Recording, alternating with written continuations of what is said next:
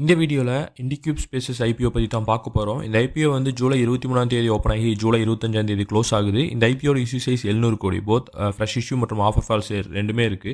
So இப்போ இந்த நிறுவனத்தோட பிசினஸ் வந்து என்னன்னு சொல்லிட்டு பார்ப்போம். ஸோ இவங்க வந்து பார்த்தீங்கன்னா ஒர்க்கிங் ஸ்பேஸ் தான் வந்து இவங்களோட பிசினஸாக இருக்கு. அதாவது ஐடி நிறுவனங்கள் அது மாதிரி வந்து பெரிய பெரிய ஆஃபீஸ் செட்டப் தேவைப்படக்கூடிய நிறுவனங்களுக்கெல்லாம் வந்து பார்த்தீங்கன்னா ஆஃபீஸை வந்து ப்ரொவைட் பண்ணுறது, ஆஃபீஸ் ஸ்பேஸ் ப்ரொவைட் பண்ணுறது இவங்க பிசினஸாக இருக்கு. ஸோ இது வந்து பார்த்தீங்கன்னா private offices, meeting rooms, event spaces போன்றதெல்லாம் பார்த்தீங்கன்னா பெரிய பெரிய கார்ப்பரேட் கம்பெனிஸ்க்குலாம் வந்து இவங்க ப்ரொவைட் பண்ணிட்டு இருக்காங்க. ஸோ வந்து இந்தியாவில் இவங்க வந்து கோயம்புத்தூர், பெங்களூர், சென்னை, கொச்சி, ஜெய்ப்பூர் போன்ற இடங்களெல்லாம் வந்து பார்த்தீங்கன்னா இந்த சர்வீசஸ் வந்து அவங்க ப்ரொவைட் பண்ணிட்டு இருக்காங்க. ஸோ இது மட்டும் இல்லாமல் விர்ச்சுவல் ஆஃபீஸ் சர்வீசஸ், அதாவது ஜிஎஸ்டி, கம்பெனி ரெஜிஸ்ட்ரேஷன் போன்ற விஷயங்களையும் வந்து பார்த்தீங்கன்னா இவங்க பண்ணிட்டு இருக்காங்க. ஸோ அது மட்டும் இல்லாமல் விசிட்டர்ஸ்லாம் வந்தாங்கன்னா அது மேனேஜ்மெண்ட் பண்ணுறது, ஸோ எனர்ஜி மேனேஜ்மெண்ட், ஹெல்ப் டெஸ்க்கு, ஸோ அந்த மாதிரி சர்வீசஸ் வந்து இவங்க ப்ரொவைட் பண்ணிட்டு இருக்காங்க. இப்போ இந்த நிறுவனத்தோட ஃபினான்ஷியல்ஸ் எப்படின்னு சொல்லிட்டு பார்ப்போம். ஸோ இந்த நிறுவனத்தோட ஃபினான்ஷியல்ஸ்லாம் வந்து இவங்களோட ரெவன்யூ வந்து பார்ப்போம். ஸோ ரெவன்யூ வந்து பார்த்தீங்கன்னா 2023 2025 ஃபினான்ஷியல் வரைக்கான டேட்டாஸ் வந்து இப்போ நம்மகிட்ட இருக்குது. ஸோ இதில் வந்து ரெவன்யூ வந்து பார்த்தீங்கன்னா ஒவ்வொரு ஃபினான்ஷியல் இயர்லையும் இம்ப்ரூவ் ஆகிட்டு இருக்கிறத நம்மளால் பார்க்க முடியுது. ஸோ 44% இம்ப்ரூவ் ஆகிருக்கு ஃபினான்ஷியல் இயர் 23-24. 24-25 27% இம்ப்ரூவ் ஆகிருக்கு. ஆனால் இங்கே என்ன பிரச்சனைன்னு சொல்லிட்டு பார்த்தீங்கன்னா மெயினாக வந்து இவங்களோட ப்ராஃபிட் தான்.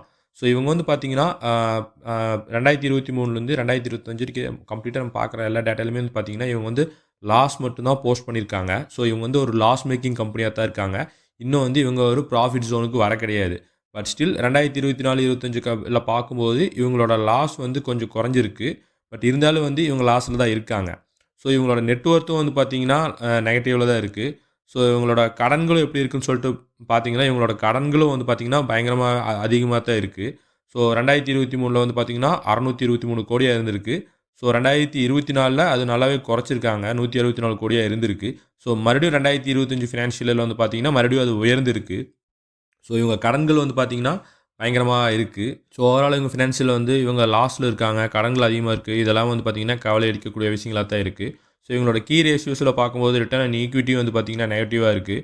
ஸோ வந்து ஷேர் ஹோல்டர்ஸ்க்கு வந்து இவங்க வந்து தற்போது லாஸ் தான் வந்து அவங்க கொடுத்துருக்க அமௌண்ட்டுக்கு இவங்க லாஸ் தான் திருப்பி கொடுத்துருக்காங்க. So return and capital employed வந்து பார்த்தீங்கன்னா 34 இருக்குது.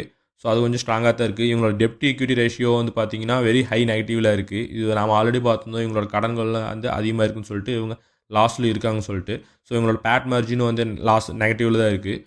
ஸோ ஓவராலாக இந்த நிறுவனம் வந்து பார்த்தீங்கன்னா ஃபினான்ஷியல் வைஸாக நல்லா இருக்கா, ஃபினான்ஷியல் வைஸாக நம்ம லாங் டேர்முக்கு இந்த நிறுவனத்தை அப்ளை பண்ணலாமான்னு சொல்லி கேட்டால் கண்டிப்பாக வந்து இந்த லாங் டேர்முக்கு இந்த நிறுவனத்தை அவாய்ட் பண்ணுறது நல்லதா, பெட்டர் தான் நான் சொல்லுவேன். ஸோ இது வந்து பார்த்தீங்கன்னா இவங்க நல்லா அப்கமிங் இயர்ஸில் பெர்ஃபார்ம் பண்ணி ஸோ இவங்க நல்லா ப்ராஃபிட் ஜோன் அந்த மாதிரி வரும்போது வந்து பார்த்தீங்கன்னா இந்த நிறுவனத்தை கன்சிடர் பண்ணுறது பெட்டராக இருக்கும். ஸோ நீங்கள் இந்த நிறுவனத்தில் லிஸ்டிங் கெயின்காக தான் நான் அப்ளை பண்ண போகிறேன், லிஸ்டிங் கெயின்காக அப்ளை பண்ணலாமான்னு கேட்டால் நீங்கள் ஒரு ஹை ரிஸ்க் எடுக்கக்கூடிய ஒரு இன்வெஸ்டராக இருந்தால், இல்லை ரிஸ்க் எடுக்கக்கூடிய ஒரு இன்வெஸ்டராக இருக்கீங்கன்னா, ஸோ இந்த நிறுவனம் எந்த அளவுக்கு இந்த சப்ஸ்கிரிப்ஷன் ஆகுது, இன்வெஸ்டர்ஸ் வந்து எந்த அளவுக்கு இந்த நிறுவனத்துக்கு வரவேற்பு கொடுக்குறாங்க அப்படின்னு பார்த்துட்டு அப்ளை பண்ணுங்கள். ஸோ இவங்களோட லேட்டஸ்ட் கிரே மார்க்கெட் ப்ரீமியம் ரூ. 23 இருக்குது. இது வந்து பார்த்தீங்கன்னா 9.7% லிஸ்டிங் கெயின் தரக்கான வாய்ப்பு இருக்குன்னு சொல்லிட்டு தற்போது இண்டிகேட் பண்ணுது. பட் இருந்தாலும் இந்த ஐபிஓவோட லிஸ்டிங் கெயின் வந்து ஸோ எந்த அளவுக்கு சப்ஸ்கிரிப்ஷன் ஆகுது அப்படிங்கிற இன்வெஸ்டர்ஸ் கிட்ட இருந்து கிடைக்குது அப்படிங்கிறத பொறுத்து தான் அமையும். ஸோ அதனால் வந்து பார்த்திங்கன்னா டே 1 டே 2 பார்த்துக்கிட்டு டே 3 வந்து நல்லா சப்ஸ்கிரிப்ஷன் ஆகிருக்குன்னா ரிஸ்க் இன்வெஸ்டர்ஸ் மட்டும் இந்த ஐபிஓவில் லிஸ்டிங் கெயின்காக கன்சிடர் பண்ணலாம். ஏன்னா வந்து இதே டேட்டில் வந்து பார்த்திங்கன்னா ஆல்ரெடி வந்து ஜிஎன்ஜி எலக்ட்ரானிக்ஸ்னு சொல்லிட்டு இன்னொரு ஐபிஓ இருக்குது.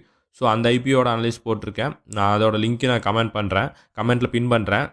ஸோ அதை பாருங்கள். ஸோ இந்த இன்ஃபர்மேஷன் பிடிச்சிருந்தா லைக் பண்ணுங்கள், நம்ம சேனலை மறக்காமல் சப்ஸ்கிரைப் பண்ணிக்கோங்க, உங்கள் ஃப்ரெண்ட்ஸ்க்கு இந்த வீடியோவை ஷேர் பண்ணுங்கள். நன்றி.